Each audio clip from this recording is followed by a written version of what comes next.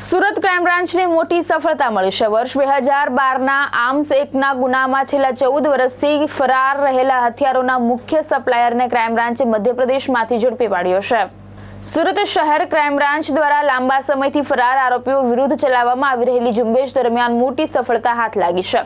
વર્ષ 2012માં 11 પિસ્તોલ અને 56 કારતૂસ સાથે નોંધાયેલા આર્મ્સ એક્ટના ગુનામાં આરોપી કપ્તાન સિંઘ સિકલીકર છેલ્લા 14 વર્ષથી ફરાર હતો। આરોપી મહારાષ્ટ્ર અને મધ્યપ્રદેશની બોર્ડર નજીક આવેલા નેટવર્ક વગરના પહાડી વિસ્તારમાં છુપાઈને રહેતો હોવાનું સામે આવ્યું હતું।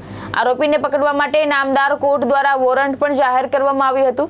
આ દરમિયાન આરોપી લગ્ન પ્રસંગમાં હાજરી આપવા ગયો હોવાની બાતમી સુરત નાસ્તા ફરતા સ્કોડની ટીમને મળી હતી। બાતમીના આધારે પોલીસે ફિલ્મી ઢબે વોચ ગોઠવી આરોપીને ઝડપી પાડી કાયદેસરની કાર્યવાહી હાથ ધરી છે।